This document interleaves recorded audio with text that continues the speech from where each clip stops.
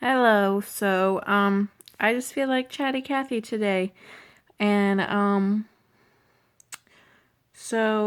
just want to get my situation off of my chest. I don't know why I feel the need to talk about it because I have been taking videos with updates on everything that's happened, but I just want to put it all into one video and kind of go from there. Maybe it'll make me feel better.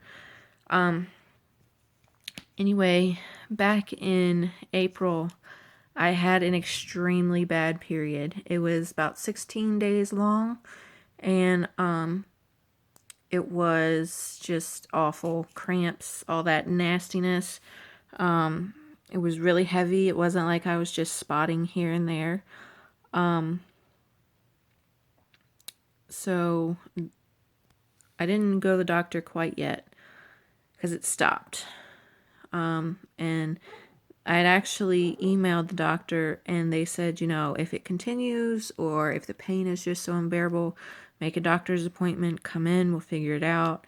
But then it literally stopped like the next day. So if it stopped, I didn't see the need to go in. So then that was like the middle to end of April. Then the beginning, like a couple weeks into May, I had spotted a little bit. I felt pregnant. So I don't know if maybe I had a chemical or if it was just getting in my head like sometimes it usually does. So I took literally like over a course of like a week and a half, 2 weeks, I took at least 25 pregnancy tests, all negative. Still thought I was pregnant. I mean, why would a pregnancy test give me a negative if it wasn't, negative?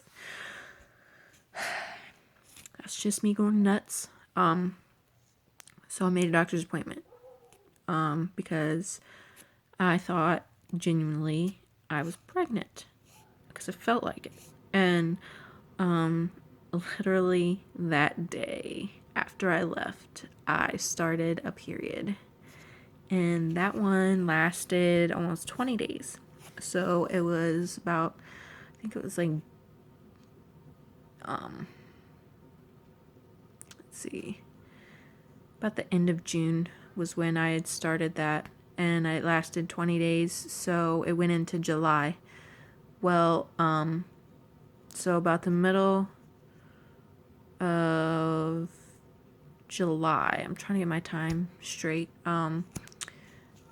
I had went in and she prescribed me Provera and did an ultrasound, and Provera stopped the bleeding immediately. After I took the first pill, like literally I had bled really bad up until my doctor's appointment. Then I got the medicine. I was still bleeding. And then I got the medicine and I took it literally like an hour later, gone. It was a miracle. But when I was in the doctor's office, I had an ultrasound and my uterine lining was thick.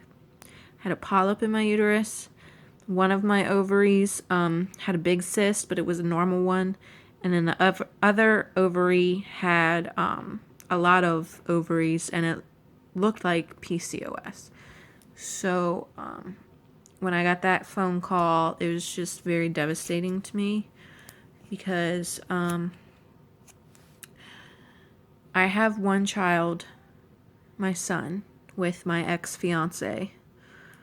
And obviously, if I said fiance, we weren't married. And that whole relationship is another video. Then I got with my husband, and a couple years into our relationship, we had Hannah. Our relationship has been very rocky. Like, honestly, I'm just surprised things worked out the way they did. Then we got married right after her second birthday. And things have been great. Well, I got pregnant once. I got pregnant twice out of wedlock. Now that we're married and we're trying to do the right thing and be married before we have a third baby, It's not working out like I thought. Um, so I I got that diagnosis, and she said, I want to do another ultrasound in about a week or two.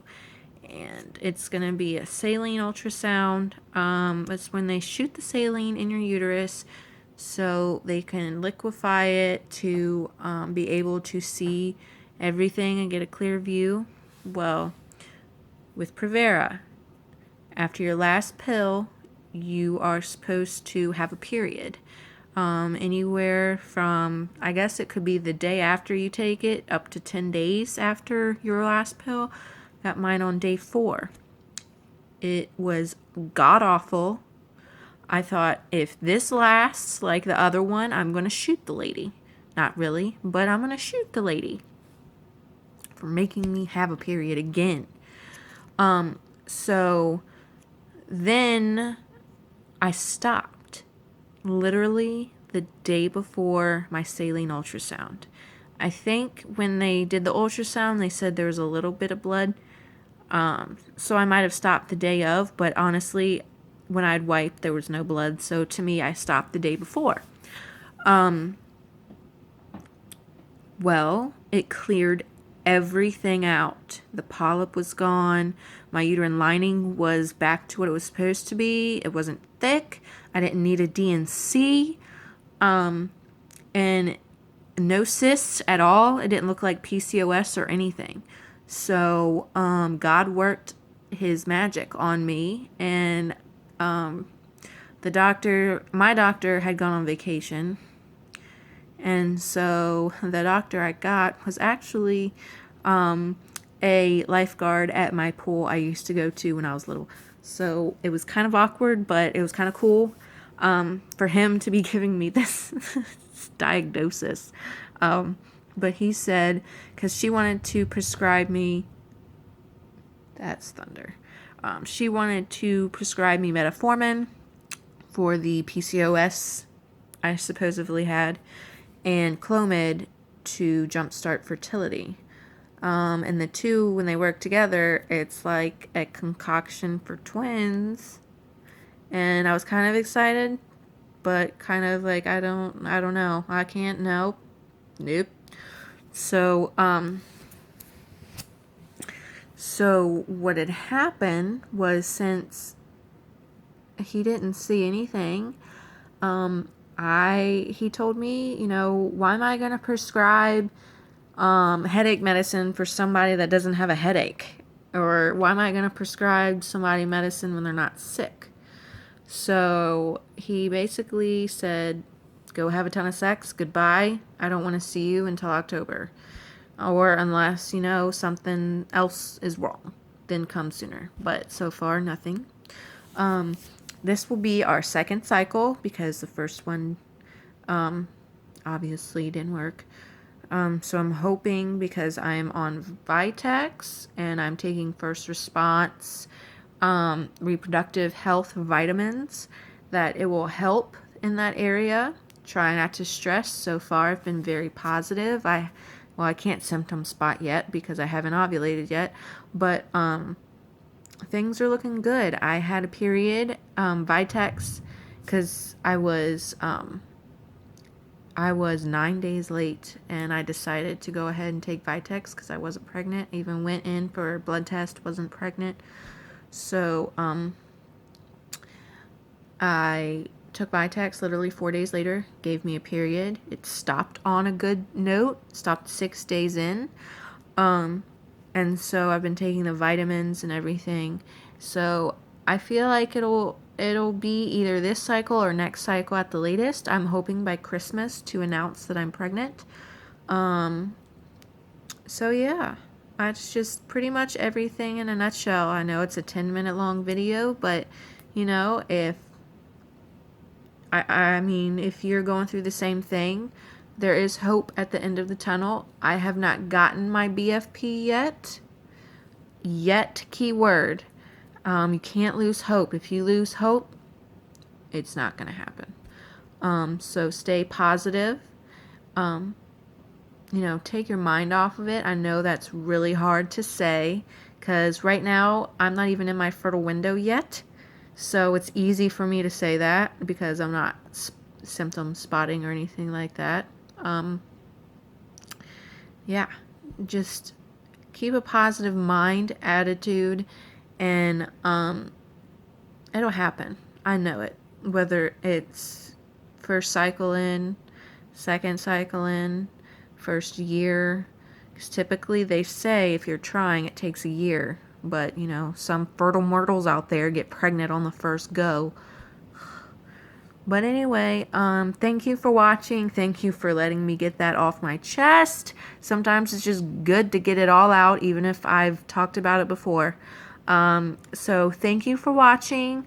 If you're going through something similar, don't lose hope. That's my only advice I have. Don't lose hope.